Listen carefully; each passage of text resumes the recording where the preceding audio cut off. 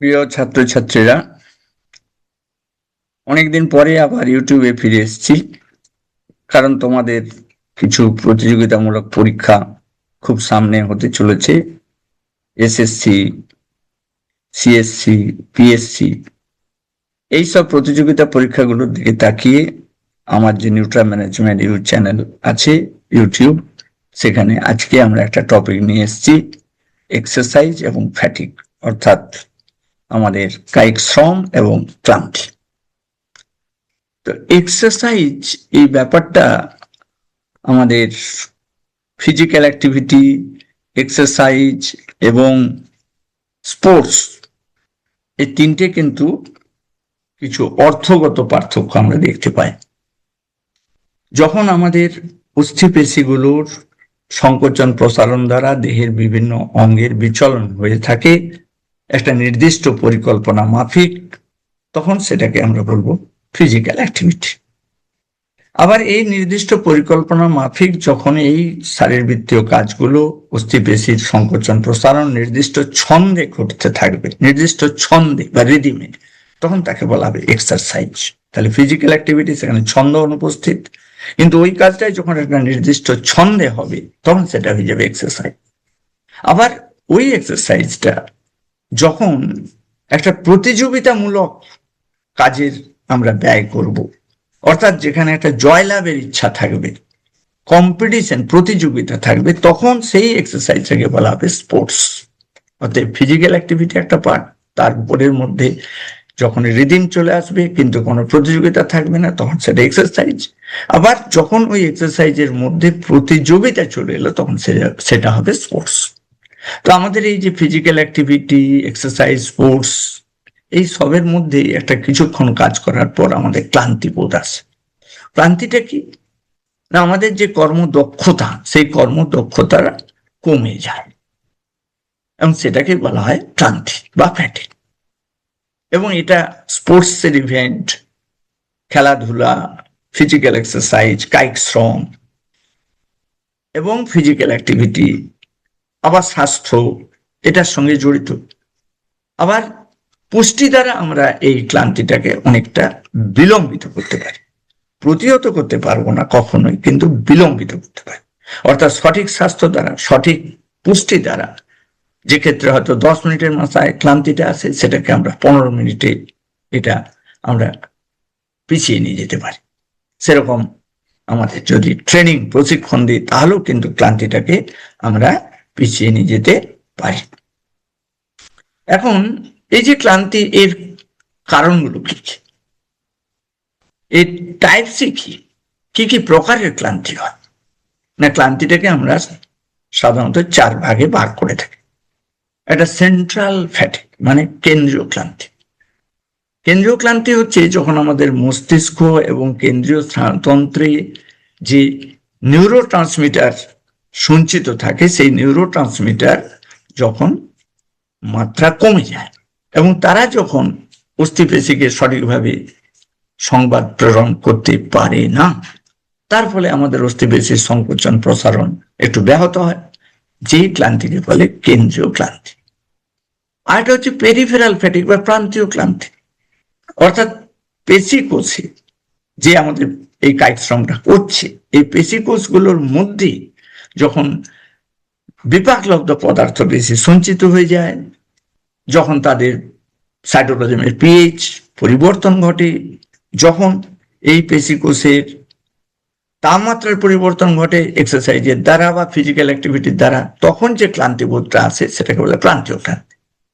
আর হচ্ছে acute fatigue, অর্থাৎ ভারী শ্রম খুব কম সময়ের জন্য করলাম, তারপর ক্লান্তি এলো এবং সেই ক্লান্তিটা কয়েক মিনিট বিশ্রাম নিলে আস্তে আস্তে আমাদের দূর হয়ে যায়, তখন সেটাকে অ্যাকিউট ফ্যাটিক বা স্বল্পস্থায়ী ক্লান্তি।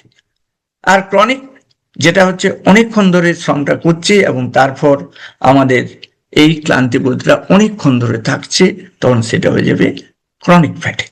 ক্রনিক ফ্যাটিক যেমন ঘুমের দ্বারা, দীর্ঘ ঘুম, কয়েক ঘন্টা যখন আমরা ঘুম নিই, তখন এটা আমাদের দূরীভূত হয়, সেটা হচ্ছে ক্রনিক ফ্যাটিক। আর যেটা স্বল্পস্থায়ী বললাম, সেটা কয়েক মিনিট বিশ্রাম নিলে আমাদের ক্লান্তিটা প্রতিহত হয়। এখন এই ক্লান্তির কারণগুলো কি কি? না আমাদের এই যে পেশিকোষের সংকোচন হচ্ছে, প্রসারণ হচ্ছে, তার জন্য এটিপি দরকার, এবং পেশিকোষের মধ্যে ক্রিয়েটিন ফসফেট থাকে।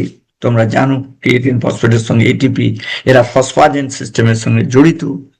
এই এটিপি যখন মাত্রা কমে যায় তখন আমাদের ক্লান্তি হয়। আমাদের পেশিকোষে গ্লাইকোজেন থাকে, লিভারে গ্লাইকোজেন থাকে, এই গ্লাইকোজেনের মাত্রা যখন কমে যায় এই কায়িক শ্রমের দ্বারা, তখন ক্লান্তি বোধ হয়। আবার যখন পেশিকোষে আমাদের মেটাবলিক এন্ড প্রোডাক্ট অর্থাৎ বিপাক লব্ধ পদার্থ, অন্তিম পদার্থ, বিশেষ করে ল্যাকটিক অ্যাসিড যখন সঞ্চিত হয় তখন আমাদের ক্লান্তি বোধ আসে।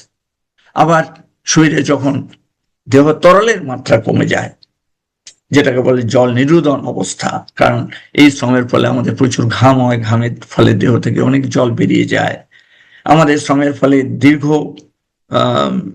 স্থায়ী এবং দীর্ঘ গভীরতা সম্পন্ন শ্বাস প্রশ্বাস হয়, যার দ্বারা অনেক আমাদের ওয়াটার ভেপার বা জলীয় বাষ্প বেরিয়ে যায়। এর ফলে কলাকুচি যখন জলের পরিমাণ কমে যায় তখন বিপাক ক্রিয়াগুলো আস্তে আস্তে চলে, তার ফলে এটিপি প্রোডাকশন কম হয়, তার ফলেও ক্লান্তি বোধ আসে।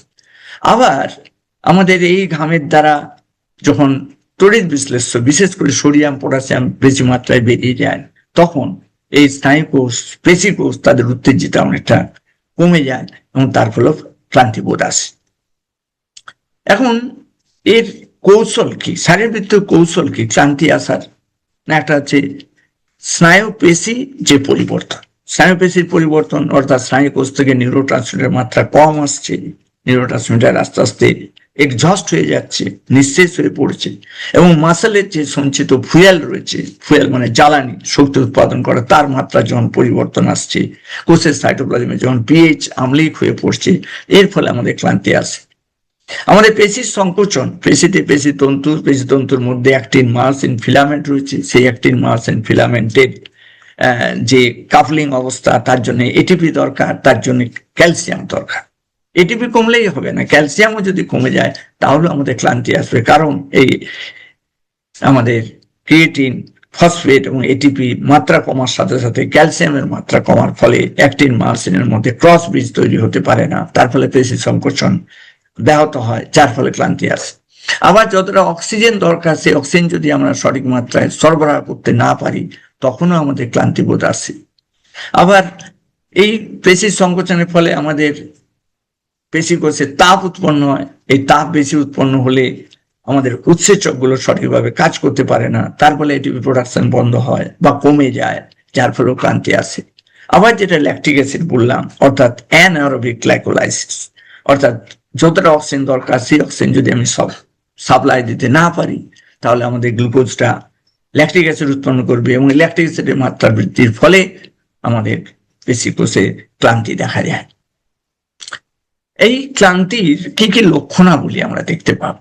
না, কোনো একজন ক্রীড়াবিদ সে যেভাবে তার মাসেল অ্যাক্টিভিটি প্রদর্শন করছিল, দেখা যাবে সেই মাসেল অ্যাক্টিভিটির প্রদর্শন ক্ষমতা তার অনেকটা দুর্বল হয়ে পড়ে, তার কর্মক্ষমতা, কার্যদক্ষতা অনেকটা কমে যায়, তার এই কায়িক শ্রম সহ্য করার যে ক্ষমতা সেটাও কমে যায়, যেটাকে বলি এন্ডুরেন্স লো হয়ে যাওয়া, রিডিউসড এন্ডুরেন্স। আমাদের মনোসংযোগ ক্ষমতা আমরা হারিয়ে ফেলি, পুয়ার কনসেন্ট্রেশন, এবং তার ফলে বিভিন্ন দুর্ঘটনা ঘটে যেতে পারে এই ফ্যাটিক অবস্থায় যদি আমরা শ্রমটা করতে থাকি।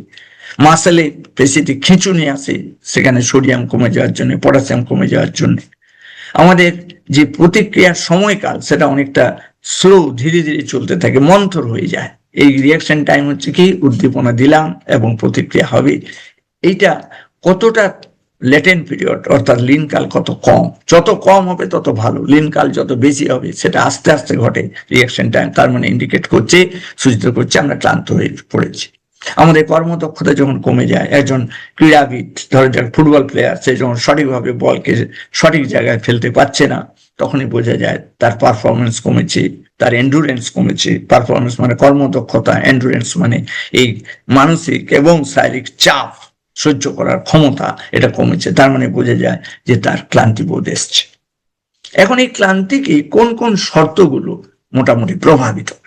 না, একটা হচ্ছে শ্রমের গভীরতা, যত গভীর শ্রম হবে, অর্থাৎ শ্রমটা যত শক্তি গ্রহণকারী হবে, যেটাকে বলে high intensity physical activity,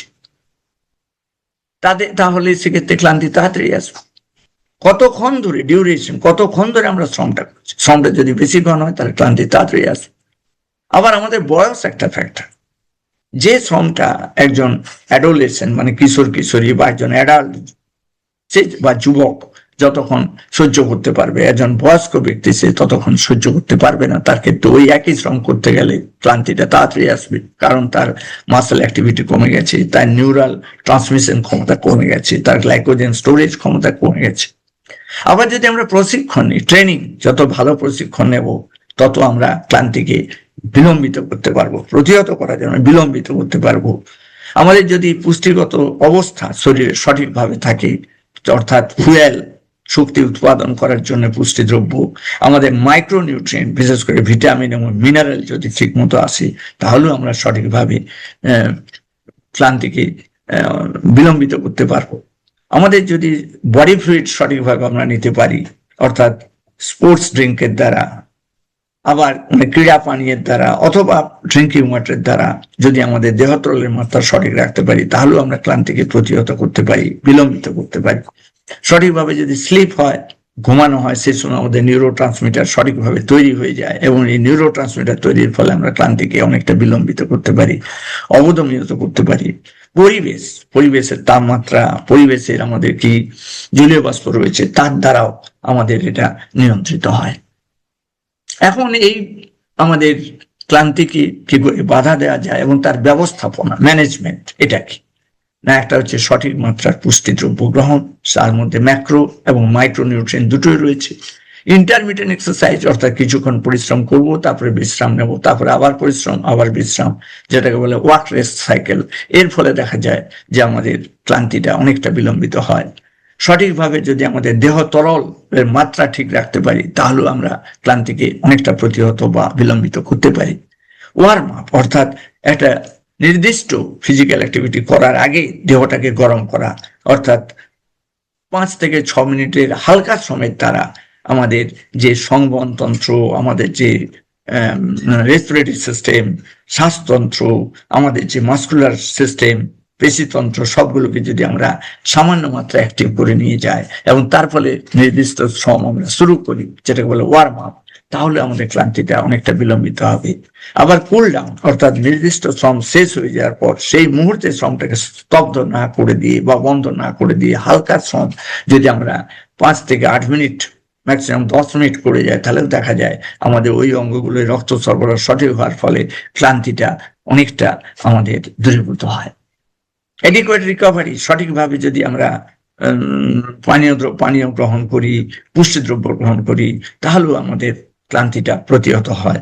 sports drink, আমরা বলেছি যে আমাদের ক্রীড়া পানীয় যদি গ্রহণ করি, তার ফলে আমরা যেমন ভাবে তরল নিতে পারি সেইভাবে ইলেকট্রোলাইট নিতে পারি, এবং তার দ্বারাও আমরা এই ক্লান্তিকে দূরীভূত করতে পারি। তাহলে আজকে যেটা আমরা পড়ালাম, এখান থেকে শিখলাম কি, যে ক্লান্তিটা একটা প্রোটেক্টিভ প্রসেস। কারণ ক্লান্তি আসার ফলে আমরা শ্রমটা বন্ধ করি, কারণ ওইভাবে যদি আমরা শ্রমটা চালিয়ে নিয়ে যেতাম, তাহলে কিন্তু আমাদের পেশিকোষ, স্নায়ুকোষ অনেক ক্ষতিগ্রস্ত হয়ে যেত। এই জন্য ফ্যাটিককে এখন বলা হয় একটা প্রোটেক্টিভ মেকানিজম। কিন্তু এই ফ্যাটিকটা কিন্তু মাল্টিপল সিস্টেমের জন্য দায়ী। শ্বাসতন্ত্র দায়ী, রক্ত সংবহনতন্ত্র দায়ী, স্নায়ুতন্ত্র দায়ী, মাসল পেশিতন্ত্র দায়ী, এবং সবগুলোর অ্যাক্টিভিটির দ্বারা আমরা এই পেশি তন্ত্রের সক্রিয়তা এবং ক্লান্তিবোধকে আমরা দূরীভূত করতে পারি এবং এটাকে বিলম্বিত করতে পারি। একটা ভালো প্রশিক্ষণ যদি নিই, তাহলে আমরা ফ্যাটিককে অনেকটা বিলম্বিত করতে পারি। তো আজকে আমরা যেটা পড়ালাম, এটা আমাদের ফিজিক্যাল অ্যাক্টিভিটি, স্পোর্টস, এক্সারসাইজ, তার সঙ্গে ক্লান্তির সম্পর্ক কি, এটা আমরা বললাম। ক্লান্তি কেন হচ্ছে, কোন কোন শর্তের দ্বারা ক্লান্তি হচ্ছে, ক্লান্তিকে কিভাবে অনেকটা দূরীভূত করা যায়, এটা আমরা বললাম। পরের ক্লাসে আমরা পড়াবো কিভাবে স্পোর্টস ড্রিঙ্ক আমাদের এই ক্লান্তিকে দূরীভূত করতে পারে, এবং শ্রমের আগে, শ্রম চলাকালীন, শ্রমের পরে, শ্রমের পর অর্থাৎ শ্রমোত্তরকালে কি ধরনের পুষ্টিদ্রব্য গ্রহণ করলে আমরা এই ক্লান্তিবোধকে অবদমিত করতে পারি এবং তাড়াতাড়ি স্বাভাবিক অবস্থায় ফিরে আসতে পারি। ধন্যবাদ।